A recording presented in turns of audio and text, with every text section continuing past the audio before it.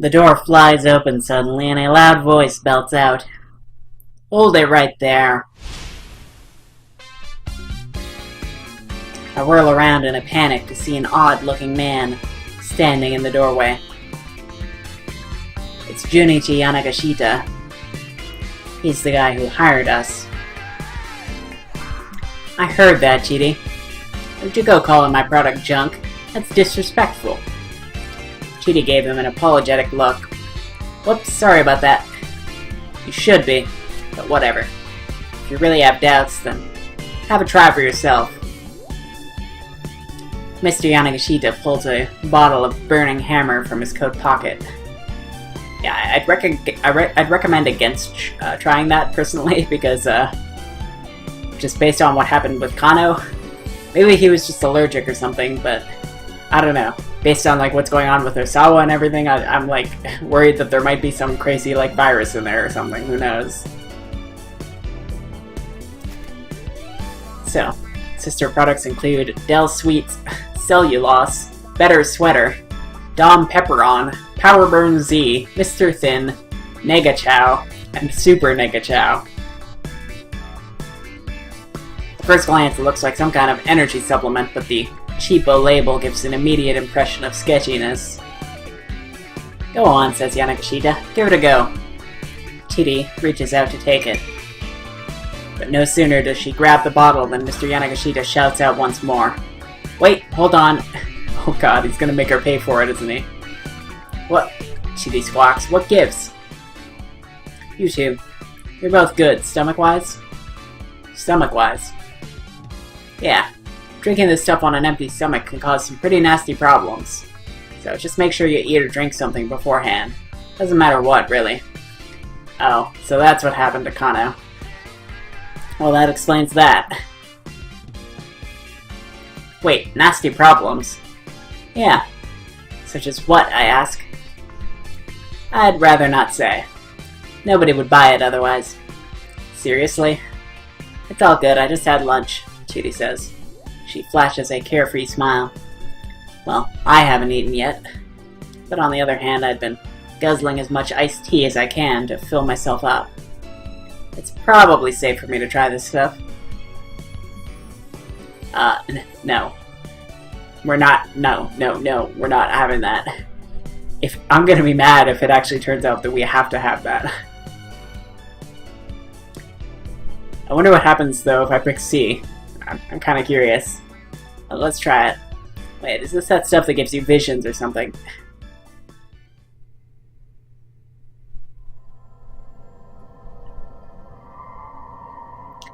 I remember a rumor I heard not too long ago. Some kind of urban legend. It was about some drink with a weird, burning, spicy flavor. And supposedly it turns all of your fingernails a faint shade of black. Then you see things you can't normally see. Hear things you can't normally hear. Who are you?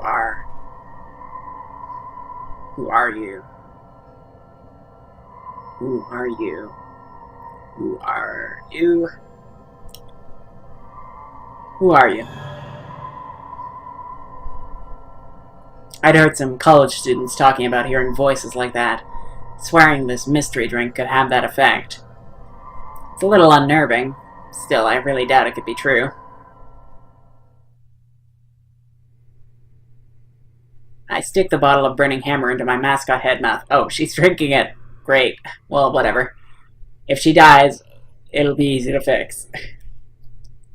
It has an unexpected smell, like curry. Getting my own lips around the mouth of the bottle, I gulp down the liquid inside. Huh? It doesn't taste like anything. A handful of seconds go by. What the heck? It feels like a firecracker just exploded inside my mouth. Now it's spicy. Way too spicy. It's like I just swallowed a chili pepper coated in curry powder. Before I know it, I'm sweating bullets. "Well, you sweating?" Mr. Yanagashita asks. "Like a whole lot? You are, aren't you?" Why does he sound so happy about that? That right there is the magic of burning hammer at work. Chidi and I are at a loss for words. burning hammer. Drink all you want and just burn those pounds away. How's that sound? Good, huh? This is just so stupid spicy it makes you sweat, Chidi blurts out. Blunt and to the point. I approve. Yeah? Well, I guess you're right, Yanagashita says. He hangs his head. What is in this stuff, I ask? I can still feel my tongue tingling. Heck, my body is almost too numb to move. I'm so shocked I even forget to get properly angry. So it's this health food product that got imported from America a few years back, Yanagashita explains.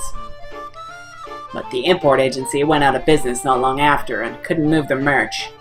So I bought up the whole lot. Everything they had in their storehouse. Spent all the money I had on it.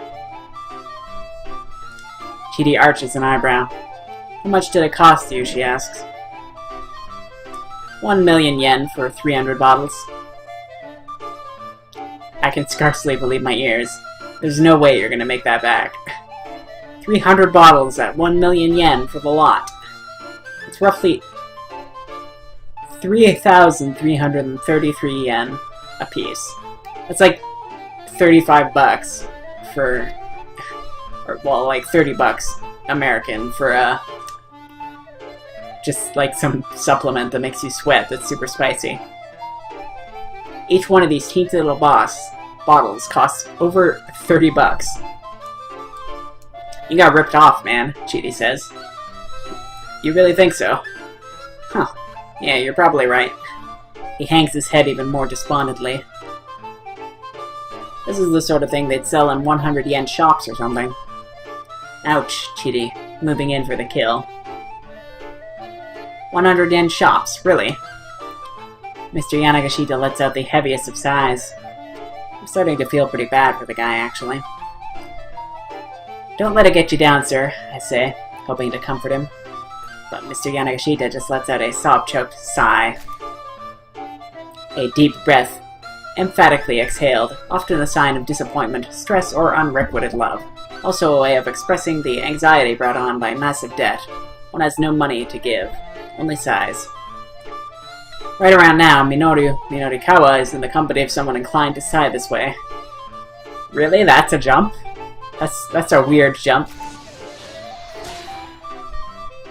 Alright, I guess let's take it. We'll come back to this later.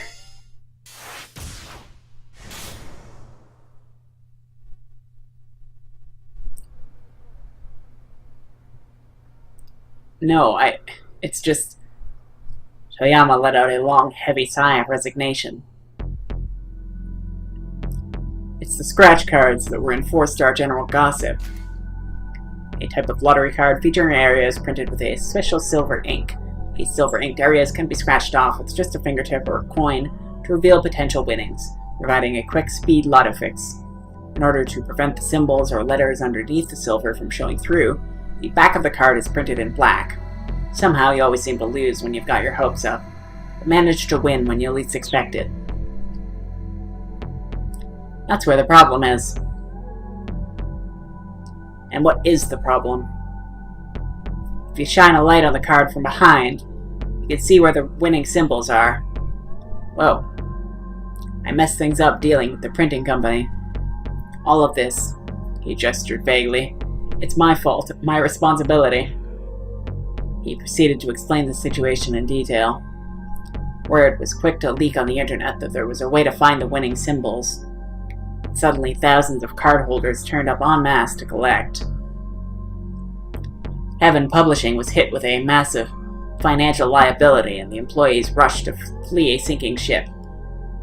Yeah, but even if you could do that, I mean, like, most of the time, at least around here, I don't know if it's the same in Japan, but when you buy, like, a scratch ticket, you actually have to, like, take it from the counter, and they have to, they like, hand it to you and everything, so it's like, they don't just let you, like, inspect them all and shine lights around them and stuff, like, so, like, you'd still have to buy it to know if it's a winner or not, before you even have a chance to, like, shine a light on it.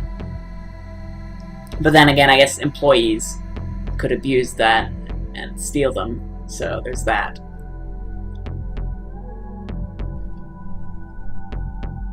Before Toyama realized it, he was the only one left of the company, and he was up against the deadline for next month's 4-star general gossip. Okay, so he's Toyama, so it was someone else who Kano looked up to. I forget his name right now. If I have to drop next month's issue, I'll be stuck in debt even deeper. And if that happens, I'm finished. Toyama gave a dismal groan. So don't drop the issue, Minotikawa snapped. He pounded his fist right into the side of a cardboard box, but Toyama just shook his head weakly. I've been up for 3 days straight trying to fill the pages. It's not enough. I can't do the impossible. He dropped his gaze to the floor. Countless scratch cards lay scattered about. They'd probably been amidst the pile that had fallen off the desk earlier. Each card showed a neat row of 5 wind symbols. You can't know if it's impossible if you don't see it through. I'll never make it in time. The proof needs to be done by 8 o'clock this evening. This is a final stage before printing, when the copy or manuscript is checked for errors. Not sending corrected proofs to the printer before the deadline can result in the book or magazine in question not making it onto the shelves in time for release.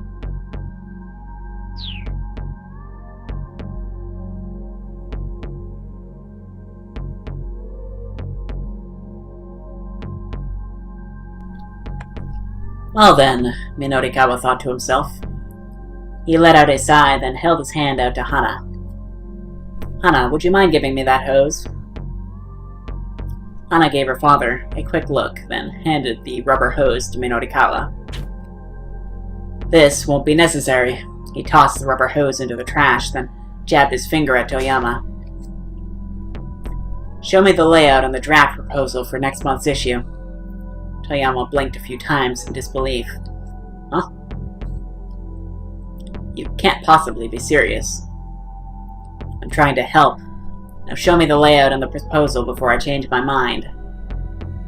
After a brief, incredulous pause, Toyama hurried off to grab the paperwork. A layout in publishing speak is an outline of a magazine showing which articles will occupy which pages. Minotikawa gave it a quick once-over, finding that 12 of the pages were still blank and untouched. He wanted to punch whatever writers had been assigned those pages. See what I mean? Toyama said. It's hopeless. He sounded perversely proud of his failure, getting enough material to fill 12 pages by 8 o'clock. Yeah, it was definitely a tall order, all right. Says who, Minotikawa replied. Remember who you're talking to here. You seriously think you can do it? You're joking, right? Minotikawa shot back. I seriously know I can do it. There's nothing in this world that I hate more than a bad joke. Why are you doing this for me? Toyama was getting misty-eyed. I'm not doing it for you, you spineless wimp. I'm doing it for this poor little Hana. Seriously, dude. It's so messed up that he was, like, literally gonna call her to bring him that like, hose that he was gonna commit suicide with, while also hanging himself so that she was gonna show up and he would be hung from the ceiling dead. Like, that's utterly ridiculous. Minotikawa, I'm so sorry. Toyama bowed his head so deeply, Minotikawa thought he might put his face through the floor. Don't apologize to me. Apologize to your daughter. Oh, forgive me. Please forgive me, Hana. Toyama clutched her tightly in his arms. The girl hugged him back on the verge of tears. Hey now, enough of the waterworks. I've got your backs. Don't you worry about a thing. Minotikawa picked up the draft proposal for the pages that needed filling. The words Shibuya Scuttlebutt Special were plastered across the cover sheet in big, bold type. Okay, so a 12-page special edition block on Shibuya. Fair enough. And first on the docket, drink yourself thin with burning hammer. This reeked of a scam. The only way drinking more of something would make you lose weight would be if it were mixed with a laxative, probably.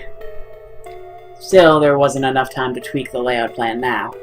Of According to the proposal write-up, a product demo was scheduled for 1 p.m. that day. The location printed on the map was blurry and hard to make out, but Minotokawa had a rough idea where it was.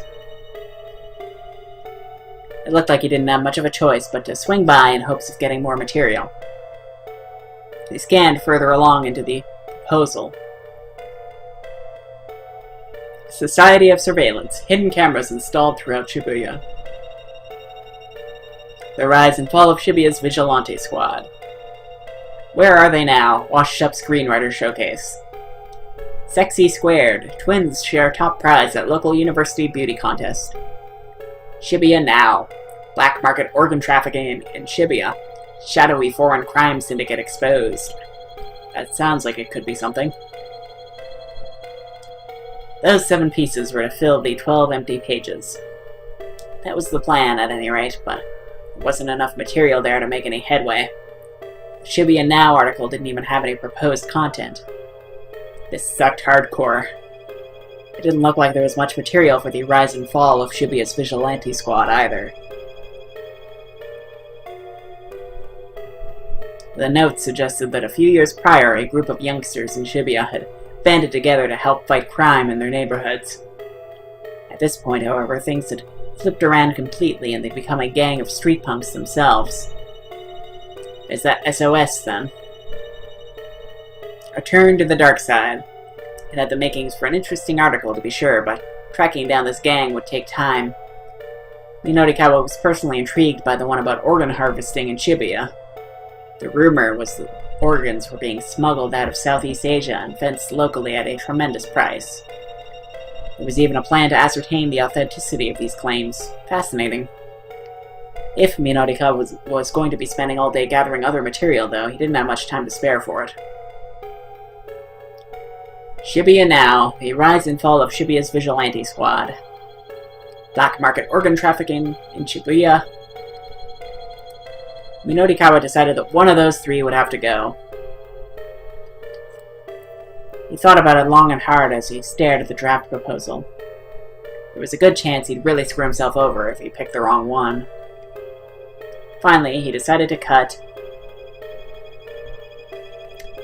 hold on. What was Shibuya Now again?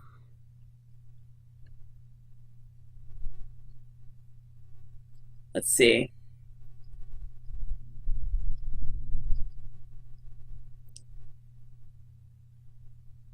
The Shibuya Now article didn't even have any proposed content. Okay. Well, I think that if he ends up going out there, he's probably going to find material for Shibuya Now. So I think the black market organ trafficking is going to be the one that we cut here. Finally, he decided to cut black market organ trafficking in Shibuya. It had the potential to be the most interesting, but getting the material would take way too long. His goal was just to make sure that the gossip made it to the press at all. Society of Surveillance, where are they now? Sexy Squared. Those 3 pieces had individuals slated for interviews, but no appointments had been made with any of them. Unscheduled interviews were a dicey prospect. Minotokawa decided to call them up on his cell as he made his way down the list. The only one he managed to get a hold of was Shinosuke Oirai from the Where Are They Now piece. So, former broadcast writer, has appeared on various popular variety shows on commercial network Sun TV. He currently heads up a small theater troupe known as the Wandering Angels, operating out of Shibuya. Later today, the troupe is putting on a performance of the Theater Ace in Sakuraga Okacho.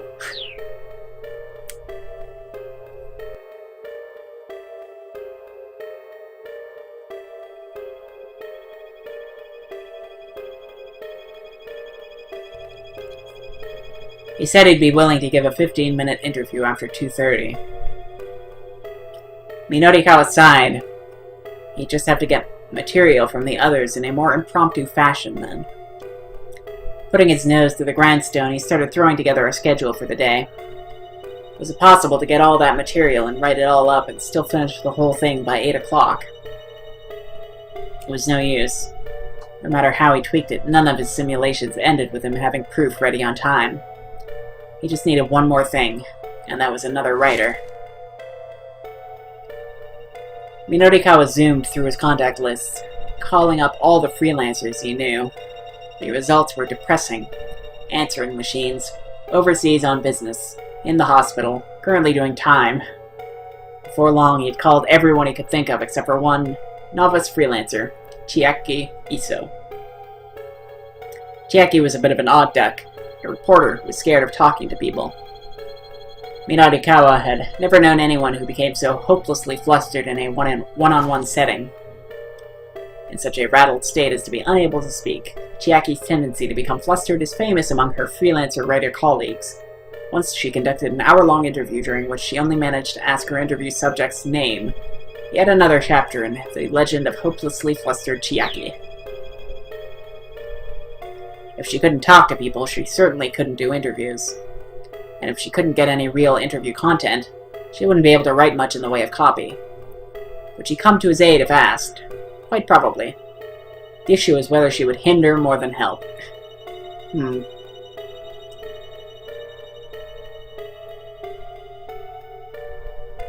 This was no time for beggars to be choosers.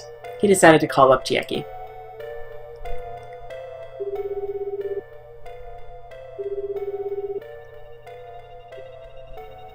The phone rang several times before a sleepy voice finally answered. Mellow? Chiaki, hi, it's Minorikawa. Are you free today? Huh? What? She seemed thrown by the abrupt question. Did you just wake up? Huh? No, I mean, well, yeah. Good morning.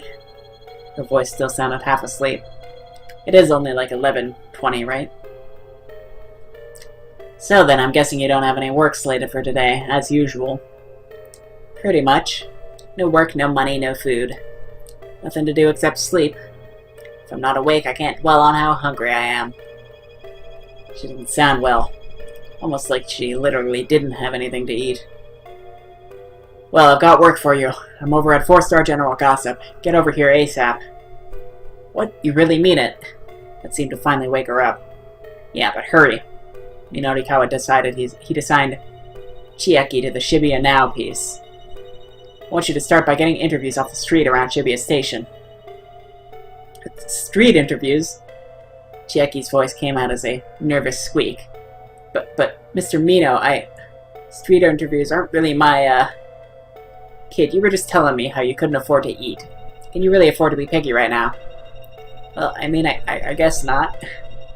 The piece is called Shibuya Now. Just interview at least 10 people and get me an article by 6 o'clock. Okay. He quickly explained the kind of interviews he was after, then hung up. Okay, I've gotten us another writer. We'll get through, Toyama. Somehow. Toyama shrugged gloomily. Yeah, well, the thing is, there's actually one more problem. Are you kidding me? Minorikawa couldn't hide the irritation in his voice. What is it now? The loan company is sending a debt collector over at 4 o'clock. But as you can imagine, I don't have a single yen to give them. That's less than ideal, yeah. So, what's the plan? Well, they've said provisionally that if next month's issue gets published, they'll be willing to wait on repayment. Then there's no problem. The issue's coming out, guaranteed. But they're not going to take my word on that anymore. I'm going to need to prove it. If we could fill, say, half of the 12 pages by the time they show up, I could probably convince them. Alright, Minorikawa said warily. So for starters, we need 6 pages by 4 o'clock. And to get all 12 pages done as it was. That made a perfect midpoint to shoot for. Any other problems you'd like to let me know about? No, Toyama said. No, that's all. I really am sorry about this, Minorikawa. Again, he bowed his head low. Minorikawa felt distinctly awkward. He had known Toyama for years and had never been kowtowed to like this before. Yeah, well, just let me handle it, alright? Minorikawa unfolded a map of Shibuya. A first order of business was deciding where to begin getting content. He marked the editing office with a circle and considered where to head next. Diet drink sales demo, center guy. Where are they now? Sakurago Theater Ace. Society of Surveillance, Dogenzaka Endo Electronics. Ah, interesting. So if we go there, then actually we might run into Achi Endo, and that might give us some insight on the gang, maybe. We'll see, I guess. Sexy Squared, Midoriyama Academy. Whoops. A university associated with Midoriyama High School. Notable alumni include famous actress Masami Nagahama and National High School Baseball Championship winning pitcher, the Tissue Prince. Its educational philosophy is summed up in its slogan, Words, Skill, and Beauty. A very high percentage of winners of the Miss Midoriyama contest go on to careers in the entertainment industry.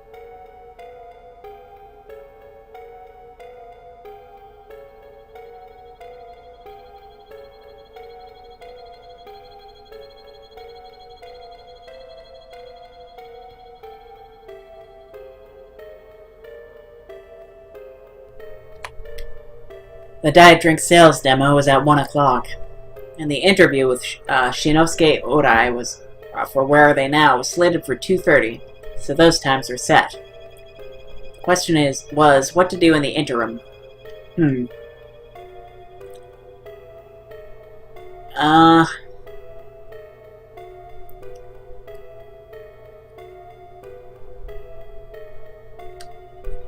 Let's see. I think we should probably go to Dogenzaka first.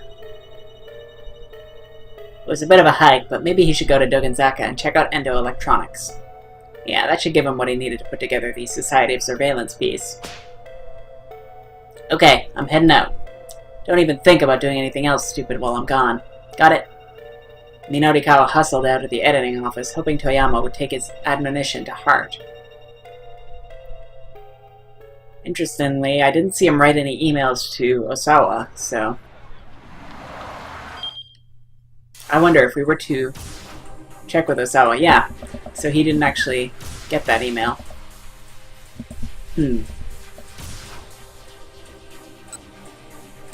So maybe because we cut the organ trafficking story, maybe that's what caused that. We can go back to Tama as well. And hold on. So this was when he met that guy. And then this is when he was talking to them. So alright. So I think we are probably going to run into him, is the idea. So, yeah. Let's keep going with Minorikawa for now.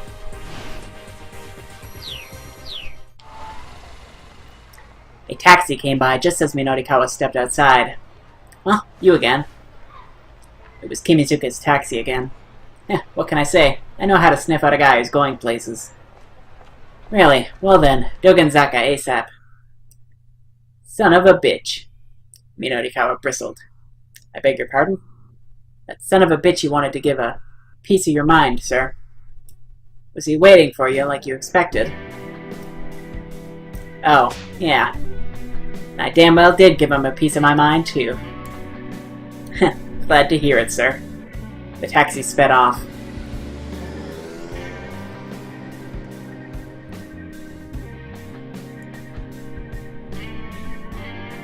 Minorikawa pulled out the proposal and looked it over again. The idea for the surveillance story revolved around the claim that hidden cameras had been installed throughout Shibuya's shopping districts. Upwards of 500 of them. Supposedly, these had eliminated lots of blind spots and the crime rate in the area had dropped significantly. The cameras were managed by Daisuke Endo, the owner of Endo Electronics and chairman of the local downtown committee. That was Minorikawa's first mission then. He needed to get this guy's story. Alright. So actually, we're going to end it there, but we're not done yet. Because we're actually going to go and talk about all these characters that we've met so far. So, let's start with Kano, the first character we were introduced to. So Kano is like a real goofball and kind of a screw-up. But I like Kano. He's kind of like a lovable, like, you just want him to succeed, you know? Like, you just want to, you know, you want things to go right for this guy. And hopefully we can make that happen. I don't really have much to say about him, other than I think that, well, hold on. What was his partner's name? We can actually maybe check that.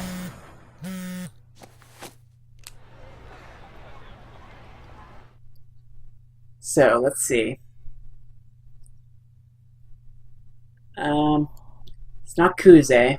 Tateno. That was Tateno. And yeah, he dialed his number. And, hold on. What time was this? This is 11:55. Whereas this happened at 11:05.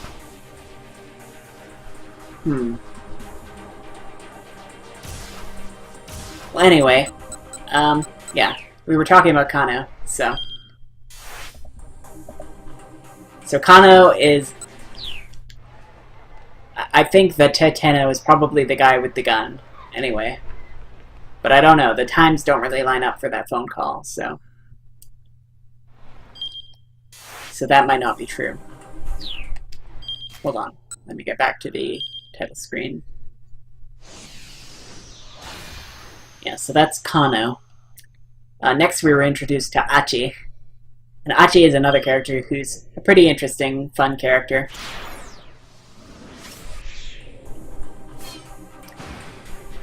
So Achi, it seems that he is a former gang leader. I didn't actually think about that, but yeah, it does explain everything so far.